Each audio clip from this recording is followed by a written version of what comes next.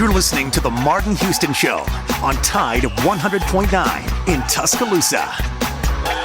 100.9 Jaialai. Jaialai. It's an IPA. It's from Cigar City Brewing, our friends out there. It's about the taste, and the taste is phenomenal. It's bold, it's citrusy, and more importantly, it's beer. And if you're going to drink an IPA, you've got to drink Jaialai. Or if you're a beer drinker in general, you need to try Jaialai. I love Jaialai beer. Lee DeLapp's had it. LeVar's had it. It is phenomenal. It's a great beer to bring to Thanksgiving. Look, Jaialai, look, you're sitting around with a family member. You're trying to watch some football. They're getting on your nerves. You know what good friend is going to help you out there? Not one who's hanging out with his family. It's the one that's in your house. It's the one that's in your cooler. It's the one that's in your fridge. It's the one that's in your hand. It's Jaialai. Jaialai's unique naming was inspired by the international sport, which hit its U.S. cultural peak in the mid-'70s. You may not be able to pronounce it, but you will love it. It's amazing. Pre-game, post-game,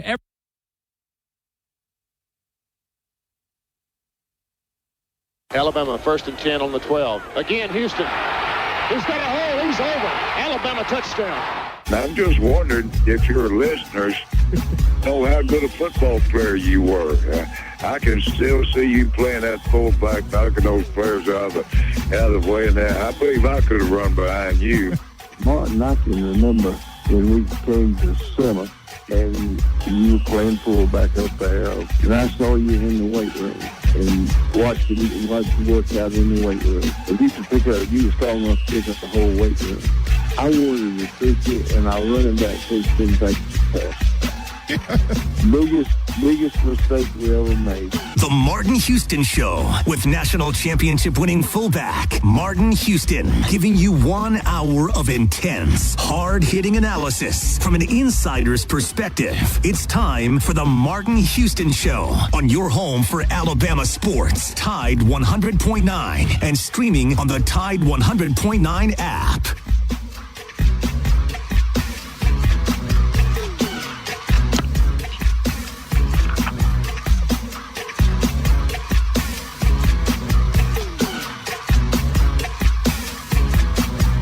Good morning. Welcome into the Martin Houston Show, powered by Box Eye Care. It is a Wednesday edition.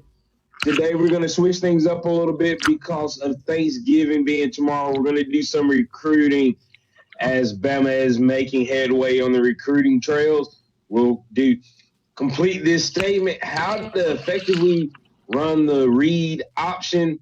We'll also have the Harvest Church Christian Moment of the Week, and more.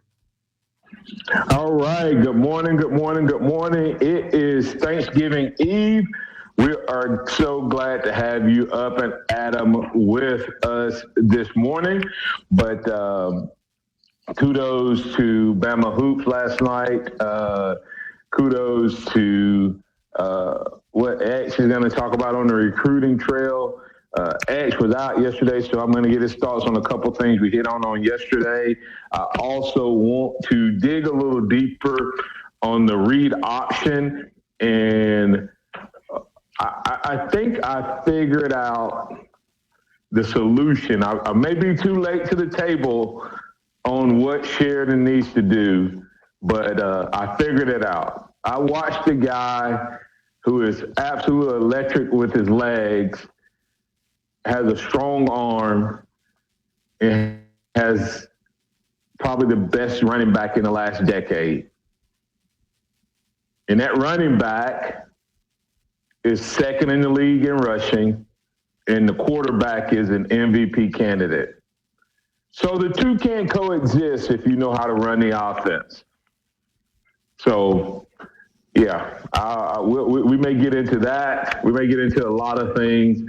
MHS 0407 saying great win by Bama last night over the University of Houston. Slow start by Sears, but he came through once again. Houston isn't going to like the state of Alabama, are they? I guess in football, Vanderbilt beat Alabama and Auburn, the cellar dwellers, and Oklahoma, which is a cellar dweller, beat Alabama and Auburn. So I guess in basketball, we're gonna go on a revenge tour. Speaking of revenge tour, X, I guess I have to get your thoughts before we get into the recruiting on Riddick and what a couple of those guys have said, because we talked a little bit about it yesterday. Before we do that, I want to remind you that this is a day that the Lord has made, so let's rejoice, be glad in it, take some time today to notice someone, love someone, serve someone, be the difference you want to see in the world today. Take it away. All right. Talking about the revenge tour from the Auburn Tigers. Man, been a lot of noise. And you know what? Hey, Auburn's on a little 2-game win streak. Alabama coming off probably the worst loss in 20 years or so. But it's the guys who are talking is what's surprising for me. It's a rivalry game. Guys are going to talk. Guys are going to say what they got to say. It comes with the territory, and especially when they're Alabama kids. Guys that grew up in this state. Have watched this game every year for as long as they can remember, and this game has always meant something one way or the other for as long as they can remember. But it's a guy that has 17 tackles through 11 games, and a guy that has 5 catches through 11 games. Like that, Cam Coleman's talked a little bit. No, Cam Coleman is doing. Cam Coleman was the one that said he gonna come into your. That's like a man saying he coming into your house and he gonna take your wife and your kid.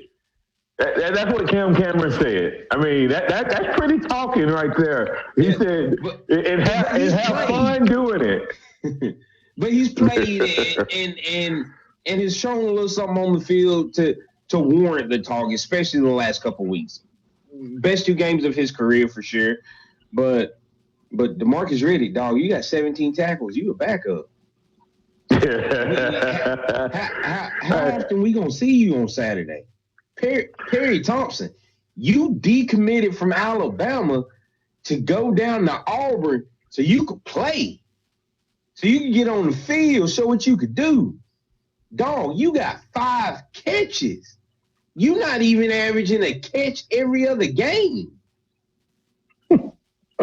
I mean, and I'm sorry, like this ain't 1990. Quarterback stats aren't just passing yards. No. Quarterback stats aren't just passing yards. Quarterback stats ain't passing yards anymore. It's a little bit more to the game. Your quarterback still got 10 less touchdowns than Jalen Milroe. 10 less. And your quarterback has led your team to 2 more losses and 4 less wins than Jalen Milroe. And you ain't been in your 5 catches for 126 and a touchdown. Don't change nothing through the course of the season. Just pipe down. Let the guys that actually making an impact talk. I thought it was funny. I thought it was funny that Riddick made the statement that he's faster than Jalen and that he's not going to get out of the box. I hope he doesn't get out of the box, X. I actually hope he doesn't get out of the box. I'm hoping that Alabama readjust and decide to run the read option and put some flavor on it. Yesterday, X, as we were going off the air, I started to talk a little bit about how to run the read option. So I want to get back into that the read option should be a triple option. Alabama's not running a true triple option. And talk about some of the ways you need to run it. I talked about it a little bit because we had a caller, Jerry from Chattanooga, that called in, but I want to go a little deeper, but I'm not going to start that. I'm going to let you go ahead and start the recruiting conversation. I know you won't get to it all before the break, but go ahead. Yeah, Bama is making some headway out on the recruiting trail. I'll start with the 2025 class, and a guy that I've talked about the last couple of weeks out of the state of Michigan, Jace Clarissa. I hope I'm pronouncing that last name right, Claricio. Just committed. He was a Michigan State commit. Hey, last time Bama went and got a running back out of the state of Michigan, things went pretty well. That guy was a part of Coach Saban's first true class, his second class overall at the University of Alabama. That was a Mark Ingram. And from what I understand, Jace is a legacy from Michigan State as well, like Mark Ingram. I'm still trying to figure out who his dad was, but he flipped. So I think that's a big get for the running back room after losing Anthony Rogers to Ohio. I say Ohio State. That's where he's projected to go. Then you look at 2027. Is that expected? Yes, that's what's expected, that he'll end up at Ohio State. No. That the decommit from Alabama, was that already that Alabama was moving toward the kid from Michigan State? I mean, from Michigan before the decommit. Did that impact that decommit? Possibly. That's a quick flip if you weren't already working on that flip. He had been offered, I think, like a week or two before Rogers decommitted. So it was something in the works. Yeah, I mean, why would they have offered him if Rogers was still coming? They don't need that many running backs. So right. So go ahead. Yeah. So that's the commitment news. The 2027 class got his third commitment, and that is Alexander Ward, a wide receiver out of Marietta, Georgia, 6'1", 174 already. Really athletic guy. I watched a little bit of his highlights, man. He can make some plays.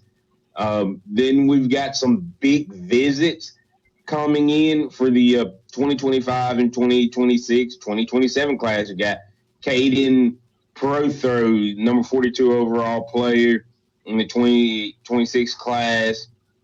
He'll be in town this weekend, tight end out of the state of Georgia. Then we have Mac Sutter, 2026 tight end. He'll be in town for the Iron Bowl out of California. And then we have Xavier Crowell, the number one running back in the 2027 class, who is out of the state of Alabama. He'll be here as well. This class, the 2025 class is just about finished, and you're starting to see Bama turn its attention to the 2026, 2027 classes as they continue to move through. So I think Alabama is still doing good in the recruiting trail. So regardless of what all everybody's got to say of Coach DeBoer, things like that, he's recruiting. He's doing well. He's going to get his guys in. There was bumps in the road the first year up under Coach Saban.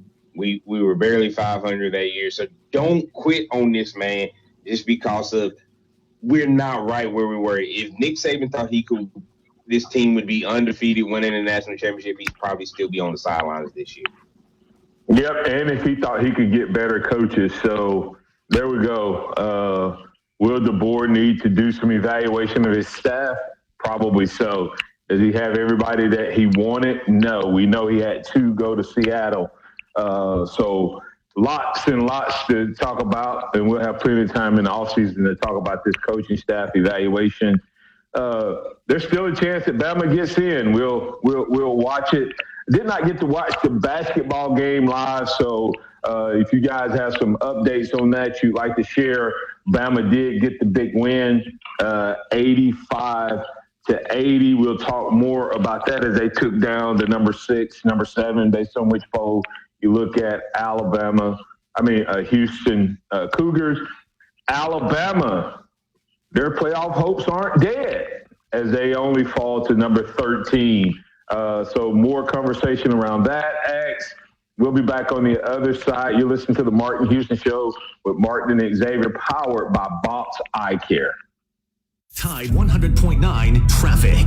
Tuscaloosa traffic now from the Townsend Nissan Traffic Center. We are nice and light for your Hump Day Wednesday before Thanksgiving. And if you're moving along Skyland Boulevard, just fine in between 2059 and McFarland and Lurleen Wallace. That intersection, always pretty busy, but right now you are all... Only $25 a line. Welcome to more lines. Welcome to Cricket Nation. Smile, you're on Cricket. Cricket 5G requires a compatible device and is not available everywhere. Discount varies by line. Fees may apply. Terms and restrictions apply. See cricketwireless.com for details. Got timberland in West Alabama or East Mississippi? North River Timber Company has you covered. Since 2011, Courtney White, a registered forester, along with his expert team, have been managing timberland and harvesting timber across 4 West Alabama counties. They offer comprehensive timber management plans, reforestation services, and appraisals. Courtney White says timber is like money in the bank. Don't let your investment go unrealized. Fridays at the Free, every Friday during football season with Tide 100.9 and Innisfree Irish Pub, located at 1925 University Boulevard, downtown. Hey, I'm Martin Houston, and I want to tell you about exciting news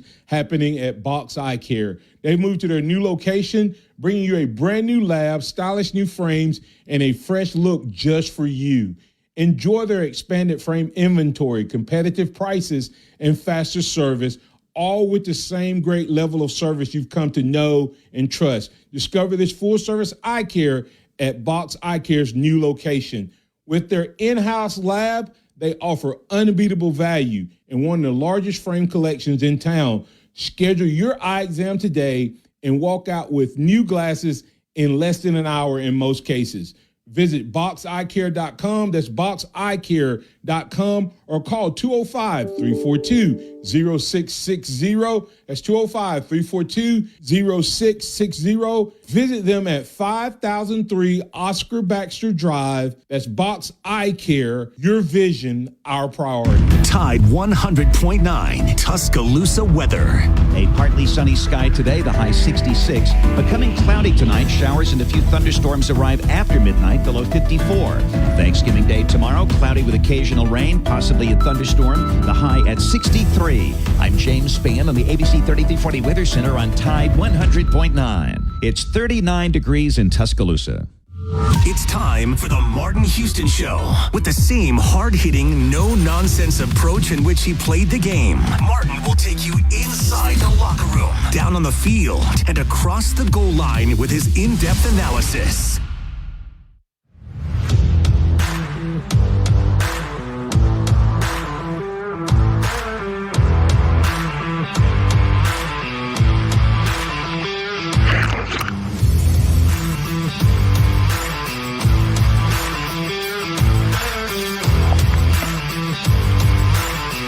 Take it away.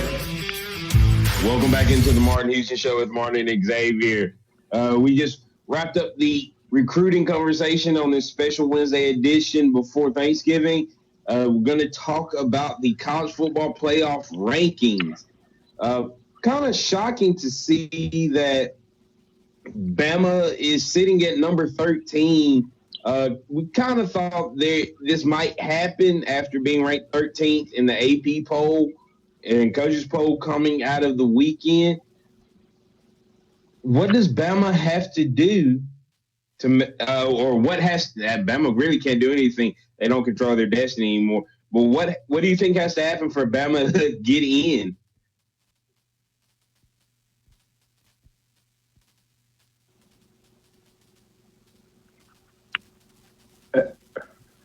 Hey, so am I back? I disconnected for a second. No, I was just asking, what do you think Bama has to do with Bama being 13th in the playoff ranking, or what has to happen for Alabama to get back into the playoffs? Chaos.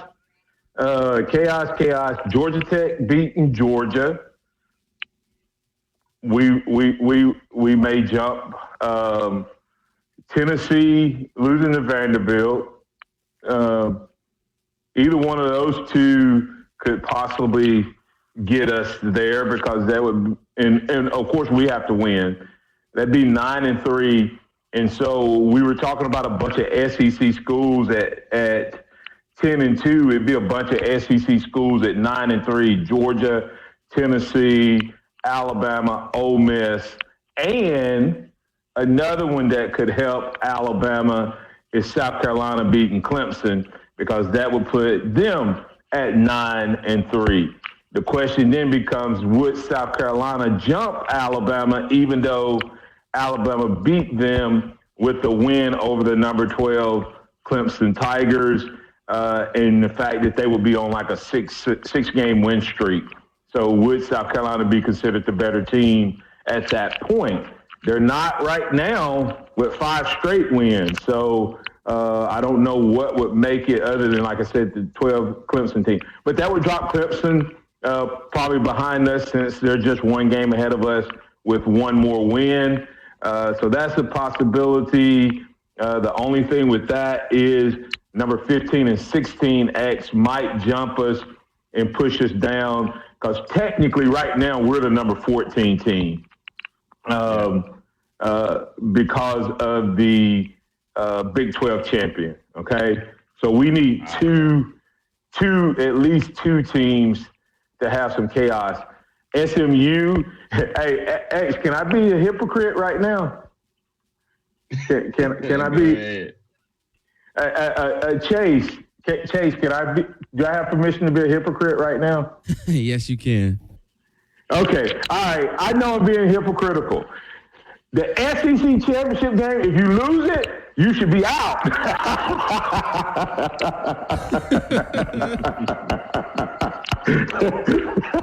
You like that? You know, last week I was like, oh, you should never lose. You should not be punished if you go to the SEC championship game. That should help you but not hurt you. Well, now this week, of course, I'm being funny, X, but if everybody else that was worried about that game is right and I was wrong, if Texas A&M beats Texas and then one of those two plays, then they're out, right? Because they would have a third loss. And we were ahead of Georgia before the championship game. But anyway, that's some of the chaos. So there's a chance. You have 3 ACC teams in front of us. I don't see 3 ACC teams getting in. You know, the Big Ten has right now, 4 teams. They showed how much they respect the Big Ten by dropping Indiana to number 10 with 1 loss, right? So it's amazing how they respect the helmets of the Big Ten X at 11-0, Ohio State and Oregon at 10-1, and Penn State at 10-1, but they don't respect Indiana at 10-1. You know, so it's kind of weird how that all works out. So the conference championships getting the automatic buys, even the 5th ranked one getting a seed like that, it really throws a wrench into Alabama's chances. So, but there is a chance, a slight chance, but still a chance nevertheless. Yeah, the way I see it is, I think Texas has to beat Texas A&M this weekend. Just go ahead and get them out of the way. Then we turn around and you look at the ACC. I think the ACC, we can't afford for the ACC to get more than 1 team in. And the teams that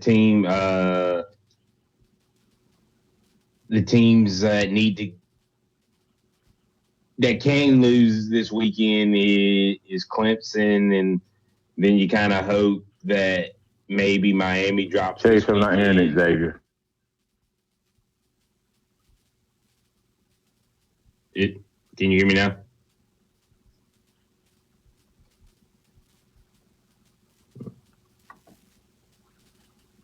Chase, am I coming through? Yeah, you're coming through. Okay. We'll figure out what the connection issue is, but I think when we talk about what needs to happen. I think Texas A&M is Texas A&M needs to lose for sure. I think you turn around, you look at Miami potentially losing this weekend. You look at SMU potentially losing this weekend. Clemson potentially losing this weekend. I think those are the kind of where you look at where you want the craziness to happen. So I think that's where we gotta look there. And then you kind of hope the Big 12 falls apart a little bit more. I think Colorado's out of it without making the game, winning the Big 12. I think the Big 12 only gets one team in now because of the last couple of weeks that they've had. And, hopefully Kansas continues. I think they got BYU again this weekend, and they've done something that's never been done, winning 3 games in a row against ranked opponents with a losing record. So, I think that's how we got to break that down. Yeah, I don't think the Big 12 was ever going to get more than one team in. So that's I guess a given. But they're the ones that mess up the college football rankings probably as much as because they're a top. Understand this: they could be ranked as low as not ranked, and you still get one of the top seeds, and they're probably going to have to reevaluate that, in the sense. But the conferences are not built the same. The reality of it is if you look at Alabama, Ole Miss, and with the way South Carolina's playing right now, and Georgia and Tennessee, I would you give me any 3 combinations of those, I would take on any 3 combinations from any other conference. Right. So, and they're all sitting at 8-3, or potentially, when it's all said and done, all of those teams will have 3 or more losses unless they win a championship. So let that sink in. And, they would beat Clemson, they would beat Boise, they would beat Indiana, they beat SMU, they beat Miami, they beat Notre Dame, they beat Penn State.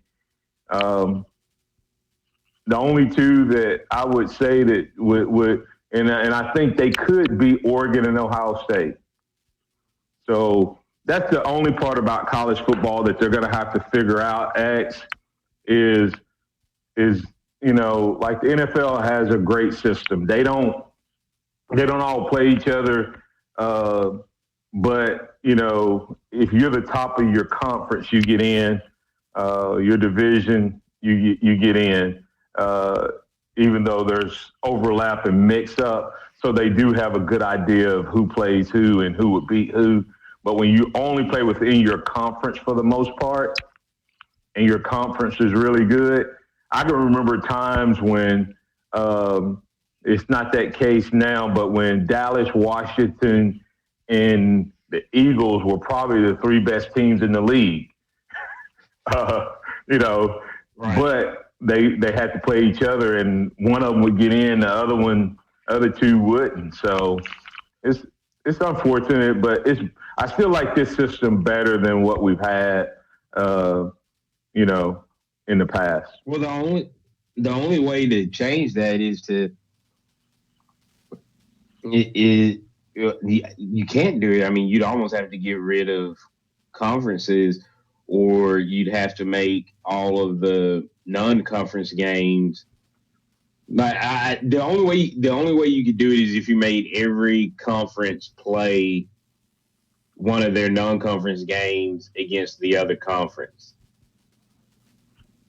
But hey, we're going to go ahead and get to break. When we come back on the other side, we'll continue this conversation and we'll look at the way this offense has been running. We'll be back on the other side. Tide 100.9 traffic. Tuscaloosa traffic now from the Townsend Nissan Traffic Center. We are nice and light for your Hump Day Wednesday before Thanksgiving. And if you're moving along Skyland Boulevard, just fine in between 2059 and McFarland and Lurleen Wallace. That intersection, always pretty busy, but right now you are all wide. Holidays on the Plaza has you covered. To learn more about private party packages, check out holidaysontheplaza.com. That's holidaysontheplaza.com. Dixie Battery Supply takes care of all of your battery needs. Find the commercial batteries you're after and never feel powerless again. Come check out our Northport and Tuscaloosa locations or call us at 205-758-9190. And once again, power up all your devices by using Dixie Battery Supply, DixieBatterySupply.com. Call, you'll actually talk to me. 205-800-8000. I've got this. No representations made that the quality of legal services to be performed is greater than the quality of legal services performed by other lawyers. Visit the pharmacy at Midtown. That's the pharmacy at midtown.com. TJ and his team are looking for the opportunity to provide you with great services, including compounding, home delivery, and a whole lot more. If you're looking for a great pharmacy that'll take care of all of your needs, including wellness classes, including health and more, that's the pharmacy at Midtown. Call them at 205-579-9933. If you're looking for a great pharmacy, you need to try the pharmacy at Midtown. That's the pharmacy at Midtown, pharmacy at midtown.com. The sound of Bama sports. Your show, your team. The Martin Houston Show on your home for Alabama sports. Tide 100.9 and streaming on the Tide 100.9 app.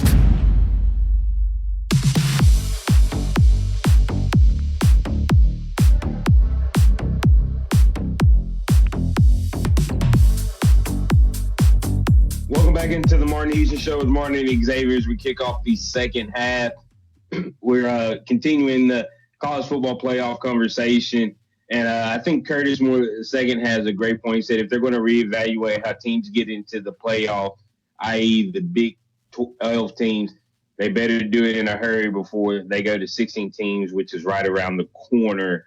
And I have to agree with that. The way this is going, you're going to have to do something, especially when you have one conference that is well below the competition level of the others, or you're just going to have to go to it to where it's not a conference champion getting an automatic bye and an automatic bid in. Yeah, and like I said, I missed part of the last segment, but I'm back. There's a chance for Bama, but if they don't play well Saturday, I felt like they could win it all a week ago, and now I'm not sure that they've earned the right to be in. Just being honest with you, so kind of have mixed emotions about Bama right now.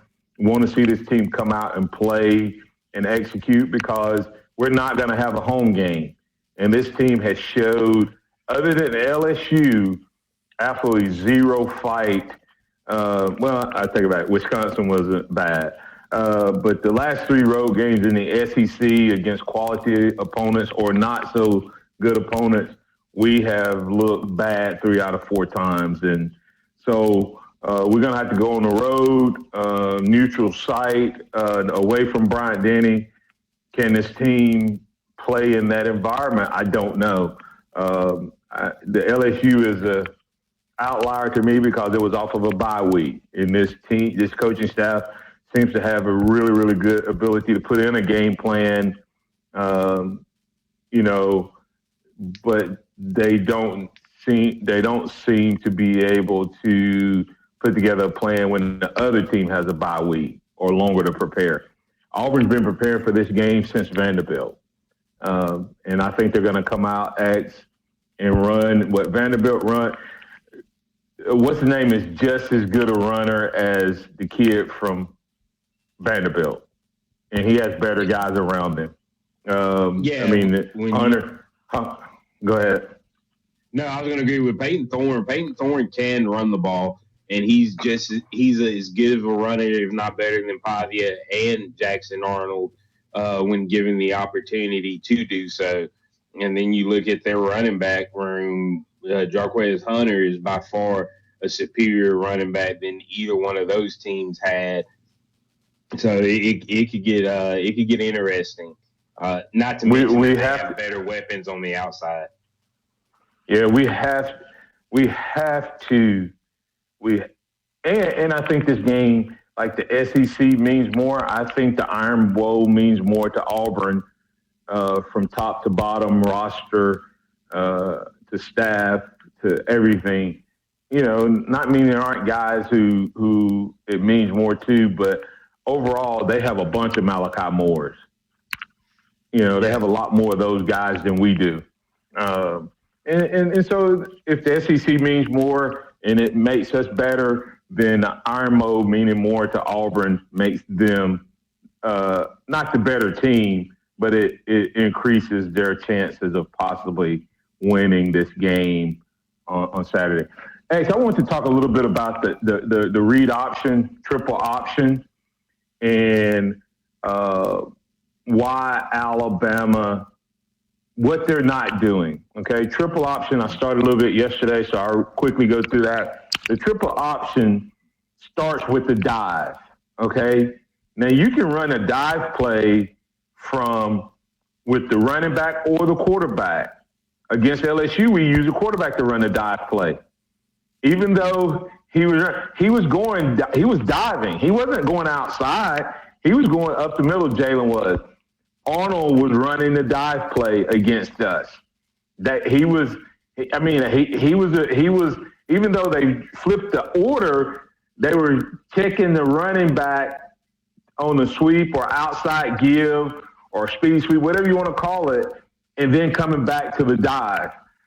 But the key is they always had a triple option threat, okay? If Alabama has a triple option threat and use it, then this offense would be better. And I don't know that this coaching staff as a whole knows how to run the option. They may know it better than I do, but this is what I know about the triple option read option. You start with the mesh, meaning where the quarterback and the running back connect. Jalen doesn't ride that guy. See, if you've already read it, then you ride that guy. And you ride him, and if that guy keeps coming, it makes the end even shorter. Actually, you can get around the corner quicker. Mm-hmm. But sometimes you ride it, and the guy lets up because he thinks you're going to pull it, and then you give it. So that's something. Sometimes you give the dive just to get things started. Sometimes you just give the dive. And against Oklahoma, if we had just gave the dive, we would have found that it was open because the linebacker was scraping over the top. Okay? Number two is when you pull it, that's the end of our options the way we run it.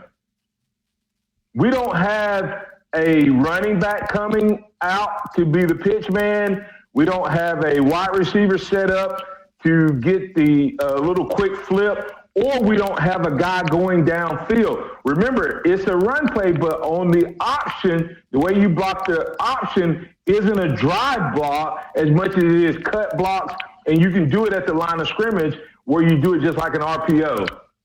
You don't have to drive guys off the ball in that play, especially if you're going to run the triple option pass off of it.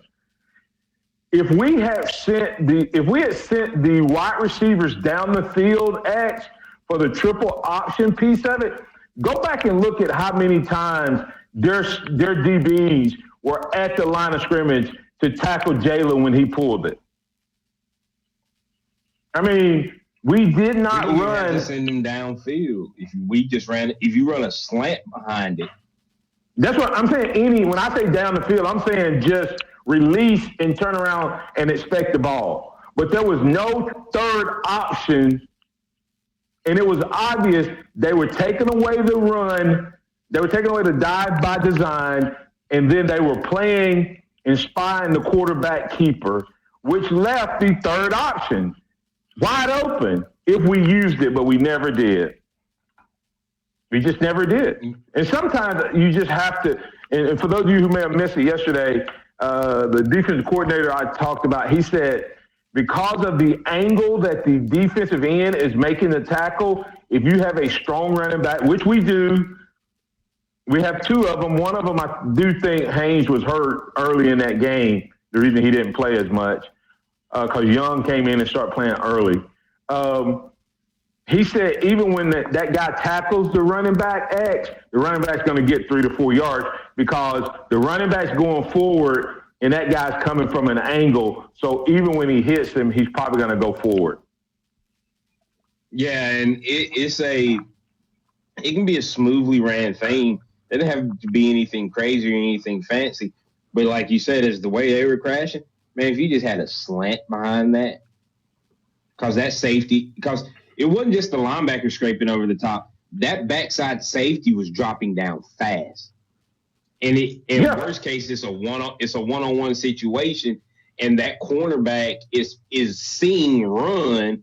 So if you just put Jeremy or Ryan on a quick slant just to get them off the ball, boom, I think it would have been open right. Jalen pulls it right over the top. Hits them in stride. Yeah, and they probably house it. We have not. Think about Jalen's best pass is the deep ball and in play action. Either one of those combinations. Mm-hmm. You run the quarterback 15 times, you have got to have a play action pass off of that. And we don't. We have not thrown a pass off of that play. And that's hard for me to understand that you haven't built on it. And I'll say this, and I'll close on that side of this conversation. Jalen Milroe has played pedestrian at best all but the LSU game. At best. And I'm a Jalen supporter. And I think Jalen has big-time talent if used correctly. The Baltimore Ravens have figured out – it took them a couple games to figure out how to use Lamar Jackson's legs and Lamar Jackson's arms and Derrick Henry's legs. But Monken figured it out. He figured it out, okay? We are going into our second full year that Jalen Milroe has an offensive coordinator that does not know how to run the offense. The offense is running through Jalen, but they don't know how to adjust. I mean, like after the third or fourth time Saturday, you have to go to something else. You have to layer it. What I mean by layer it is you have to go, okay, they have the run stop when he pulls it. So what else can we do that looks like that? Oh, let's throw a pass. Let's run an option. Let's give it. Let's do something off of it. And then we don't throw the ball deep, X, until we are forced to when it's 24-3. Now we're going to throw it deep. No, throw it deep early. Force them to there's things you do when you playing against a defense that's playing that way. You throw the ball deep because it gets them out of the box. Even if you don't complete it, it gets them out of the box. You run play action because they're being so aggressive on the run. You run screens because you cannot stop their pass rush. You run draws because you cannot stop their pass rush. We did none of that. We ran one hocus-pocus screen that should have been a touchdown, but you went way too far on trying to run that, X, instead of just running the regular screen to the running back. Yep. And there was a moment that just made me go, we don't know what we're doing offensively. And that's from the top down. It was 3rd and 10. And they had 7-8 in the box. They had 7-8 in the box, and we ran a quarterback counter. Yeah. On 3rd and 10 with 7 or 8 guys in the box. Yeah. When I saw that, I was like, we have no idea what we're doing. Yeah, that was bad. Hey, let's get the break here. You got anything else before we get the break? No, that's it. Hey, everybody have a great Thanksgiving.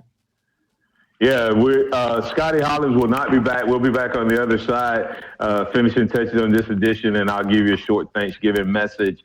Go check out Johnson & Marshall Dentistry, DentistTuscaloosa.com. Hey, they'll give you a smile that'll last a lifetime. They have many great services. If you'll go to the website, you can kind of check it out. Or you can call 205-349-1000 if you're in need of any dental services. That's Johnson & Marshall Dentistry. Them, along with all of our other sponsors, wishing you a very happy Thanksgiving. We'll be back on the other side to put the finishing touches on this edition of the Martin Houston Show, powered by Box Eye Care. Go inside the Alabama Crimson Tide with the Gary Harris Show. Hey, everybody, it's Gary Harris. Wednesday morning at 9 a.m. on the Gary Harris Show. The coach, Ellis Johnson, will break down the Iron Bowl and all the big SEC rivalry matchups. He'll be on with us at 9:30. Also, Larry the Music Man at 10:30. Your phone calls, and we'll continue to talk the Iron Bowl. That's Wednesday morning at 9 a.m. Catch the Gary Harris Show Monday through Friday, 9 to 11 a.m. on Tide 100.9 and Tide100.9.com. Tide 100.9 traffic. Tuscaloosa traffic now from the Townsend Nissan Traffic Center. Moving with a purpose on these Tuscaloosa freeways and side streets. We're pretty wide open on this day before Thanksgiving. No worries if you're traveling on Lurleen Wallace right now in both the north and southbound lanes. It is smooth as butter in between 5th and McFarland. And speaking of McFarland, you're good to go there on the east and westbound lanes. Point 3, The Bear, is brought to you by North River Outdoors. Check us out at northriveroutdoors.com. Houston Hydrosteam. That's Houston Hydrosteam. Quality work you can stand on. Whether you're looking for carpet and upholstery cleaning, oriental rug cleaning, residential or commercial water damage, and a whole lot more, you need to call Houston Hydrosteam at 205-553-9460. Lowe's Pros. Valid in-store only. More terms and restrictions apply. Visit Lowe's.com/terms or Pro Desk for details. The Venue, your new favorite Tuscaloosa hangout, food, music, and more. Come and taste what's new at The Venue, whether it's Liza's Sweet Shop, whether it's the all-day breakfast and burgers from Ramajama's, or the quality food that you can get at Finish Pub. Great atmosphere, great time, great people, great environment. That's The Venue. You can find them online at thevenuetuscaloosa.com, located off of Watermelon Road, just past Sokol Park. That's The Venue, Tuscaloosa's new favorite hangout. Make it yours. Interact with the Martin Houston Show by calling us at 205-342-9904 or tuning into the Martin Houston Show on Facebook.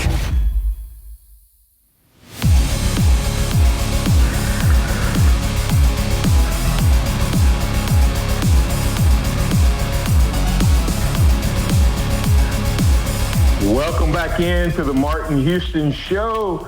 I have a quick devotion I want to share with you as it's the Harvest Church Christian Moment of the Week. This is a Thanksgiving edition, a season of gratitude and hope. Rejoice always, pray continually, give thanks in all circumstances, for this is God's will for you in Christ Jesus. And the Word became flesh and dwelt among us, and we have seen his glory as the only Son from the Father, full of grace. That's two scriptures there. And what I want to talk to you about is as we celebrate Thanksgiving, it transitions us into the Christmas season. So as we shift from Thanksgiving to Christmas, we find ourselves in a unique time of reflection, of gratitude and hope. Make sure that you are thankful for what God is giving you.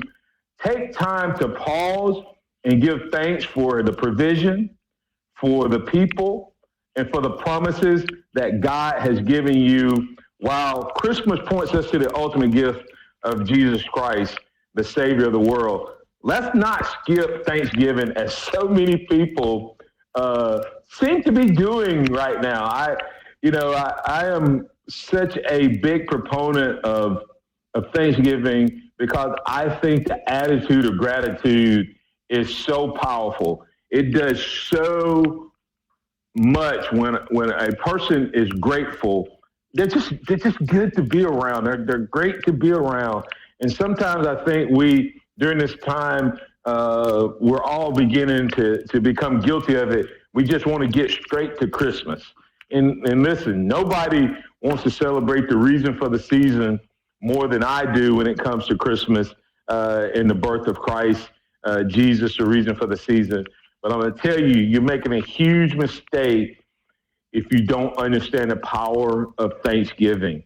And, you know, I have heard so many people say, man, I wish I had, you know, appreciated them more. I wish I had been more grateful for my mom, for my dad, for my siblings, for my friends, for those relationships. I very seldom hear someone say, you know, I was so thankful for that person that I wouldn't want to show any more gratitude for them. And because we just don't get to that place. And so as you look to move into the Christmas season, take time today, tomorrow, Friday, especially if you're going to be out in this Black Friday shopping. Remember to arm yourself with an attitude of gratitude and take a moment, make a list if you need to, but call, contact, text, email those people you're thankful for. Thanksgiving invites us to look back over the year, recognize God's faithfulness in it, and maybe this year was marked with some challenges, but even in those trials, His grace has sustained you to this point. So practice gratitude, cultivate a heart of worship and thanksgiving, and prepare yourself to enter into the Christmas season with a fresh perspective and a great deal of thanks and gratitude. For the Martin Houston Show, I want to remind you once again that Thanksgiving is about gratitude for the past, reflecting on the blessings and lessons of the year, offering praise for God and His goodness, worship in the present, rejoice, and be grateful for the gift, most of all, of Jesus Christ and His daily presence in your life. Hope and trust in the future. Trust Him. Trust Him. And I challenge you as we go off the air, take some time over the next couple of days with family and friends and be grateful. Write it down. Be specific. Bless those who have blessed you. Love those who have loved you. As we get out of here, I'm Martin Houston. Xavier was with us earlier. That's Chase Brumfield. For all of my sponsors, from all of my sponsors to you, we're grateful and thankful for you being a part of this show each and every day. And remember, attitude of gratitude. Roll Tide out there, and happy Thanksgiving. Trust in the Lord always. Lean not in your own understanding. All your ways acknowledge Him, and He will direct your path. Roll Tide, and happy Thanksgiving.